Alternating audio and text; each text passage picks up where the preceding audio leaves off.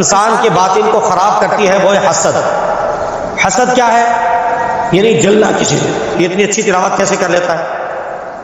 اس کو تو سب پسند کرتے ہیں، اس کی آواز تو بڑی زبردست ہے، میں تو تلاوت ہی نہیں کر پاتا، مجھ سے تو تلاوت نہیں ہوتی، نہ میری کوئی تعریف کرتا ہے، تو اس سے یہ چھین جائے مجھے مل جائے، یا یہ تو بہت اچھی نعت پڑھتا ہے اور مجھے تو پڑھنا نہیں آتی، یا یہ بہت اچھا بیان کرتا ہے، یا یہ تو بہت اچھا پڑھتا ہے، یا لوگ اس کی بڑی عزت کرتے ہیں، اس کے پاس تو مال و دولت بہت ہے، یہ تو بہت خوبصورت ہے، گورا چہرہ اس کا، بہترین اس کی لمبا قد ہے۔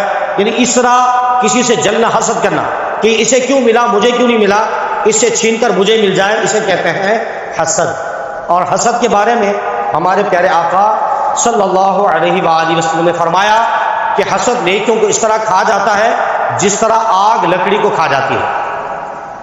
آپ خشک لکڑی جمع کریں، اس میں آپ آگ لگائیں تو کیسے آگ کھا جائے گی لکڑیوں؟ 2-4 منٹ میں سارا آگ کا جو ڈھیر ہوگا وہ راکھ کا ڈھیر بن جائے۔ اسی طرح حسد، یعنی ایک طرف ہم نماز بھی پڑھ رہے ہیں، قرآن کی تلاوت بھی کر رہے ہیں، روزے بھی رکھ رہے ہیں، عمرے بھی کر رہے ہیں، صدقہ و خیرات بھی کر رہے ہیں، علم دین بھی پڑھ رہے ہیں، دوسری طرف ہمارے دل میں حسد ہے، طالب علم کا حسد ہے، دوست کا حسد ہے، استاد کا حسد ہے، پڑوسی کا حسد ہے، رشتہ داروں کا حسد بہت ہوتا ہے کہ جناب راتوں رات کیسے امیر ہو گئے، یعنی راتوں رات انہوں نے مکان بھی لے لیا، ان کے پاس گاڑی بھی آ گئی، تو یہ جلنا، یہ کڑنا، اس کا کچھ بھی فائدہ نہیں ہوتا سوائے اس کے کہ حاسد اپنی حسد کی آگ میں جلتا رہتا ہے، کیونکہ یہ اللہ کی تقسیم ہے، نعمتیں اللہ تعالیٰ کی تقسیم ہوتی ہے، اللہ تعالیٰ جسے چاہے بادشاہ بنا دے، جسے چاہے فقیر بنا دے، تو بندے کو چاہیے کہ وہ اللہ کی تقسیم پر راضی رہے۔ کسی کو اللہ تعالیٰ بہت اچھا حافظ قرآن بنا دیتا ہے، عالم دین بنا دیتا ہے، قاری قرآن بنا دیتا ہے، اچھا نعت خوان بنا دیتا ہے، یہ اس کی عطا ہے، اس کی دین ہے۔ کسی کو بہت زیادہ مال و دولت عطا فرما دیتا ہے، کسی کو خوبصورتی عطا فرما دیتا ہے، کسی کو کوئی فن عطا فرما دیتا ہے، تو کسی کو معمولی سی کوئی ایسی یعنی صلاحیت عطا فرما دیتا ہے کہ جس کی وجہ سے بہت زیادہ وہ مال و دولت جمع کر لیتا ہے۔ تو یہ سب اللہ تعالیٰ کی کیا ہے؟ عطا ہے، اللہ تعالیٰ کی تقسیم ہے۔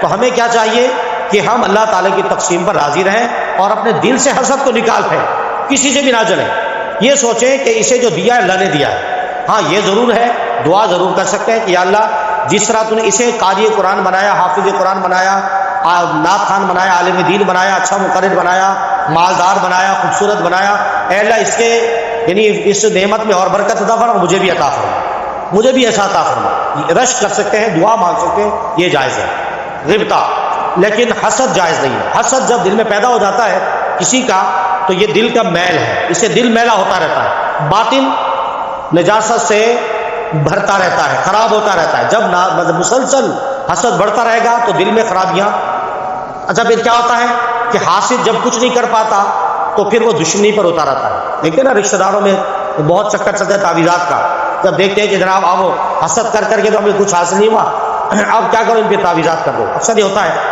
کہ نوکری اچھی ہے تو تعویذ کر کے نوکری بعض اوقات چھن جاتی ہے، یا کاروبار ٹھپ ہو جاتا ہے، بندش کروا دی جاتی ہے، عام طور پر ایسا ہوتا ہے۔ تو یہ اس کی بنیاد بھی حسد ہوتا ہے۔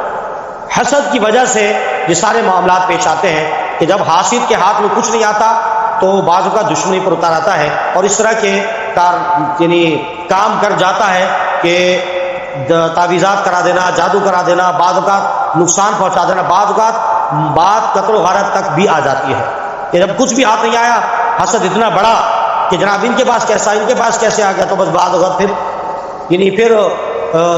حسد کے پیچھے بہت سارے گناہ ہیں، بہت ساری لائن لگی ہوئی ہے۔ حاسد، جب میں نے عرض کیا نا کہ حسد کرنے سے تو ہاتھ پھر میں جلتا رہوں آپ سے، کیا ہوگا میرے جلنے سے؟ آپ کو جو اللہ نے دیا وہ تو آپ کو مل کے رہے گا، میرے جلنے سے کیا ہو؟ کچھ بھی نہیں ہوگا۔ تو پھر کیا ہوتا ہے؟ جلنے کے بعد بندہ پھر دشمنی پر اتار آتا ہے، پھر الزام تراشی بھی ہوتی ہے، بہتان بازی بھی ہوتی ہے، کیونکہ مقصد جب حاصل نہیں ہوتا نا حسد سے تو پھر کیا کرتے ہیں ہم؟ جھوٹے الزامات، یہ فلاں تو ایسا ہے، فلاں تو ایسا تھا، کہ اس کی عزت میں کمی آئے کسی نہ کسی طرح، جھوٹی باتیں اس پر بہتان لگاتے ہیں، الزامات لگاتے ہیں، اس کو گندا کرنے کی، اس کو خراب کرنے کی کوشش کرتے ہیں، تو اس کی بنیاد کیا ہوتی ہے؟ حسد۔ تو پہلی چیز دل اور باطن کو خراب کرنے والی تکبر، اور دوسری چیز کیا ہے؟ حسد۔ تو آج کی اس تربیتی نشست میں میں اور آپ یہ عہد کر کے اٹھیں، ارادہ کر کے اٹھیں کہ انشاءاللہ اپنے دل کو حسد سے بھی پاک کریں گے، کسی سے حسد نہیں کریں گے، کسی سے بھی نہیں جلیں گے، چاہے ہمارا دوست ہو، چاہے ہمارا رشتہ دار ہو، چاہے ہمارا پڑوسی ہو، اللہ نے اسے عطا فرمایا تو اس کے لیے دعا کریں کہ اللہ اسے اور عطا فرما، مجھے بھی عطا فرما، کیونکہ ہمارے جلنے سے اس کی نعمتیں کم نہیں ہو جائیں۔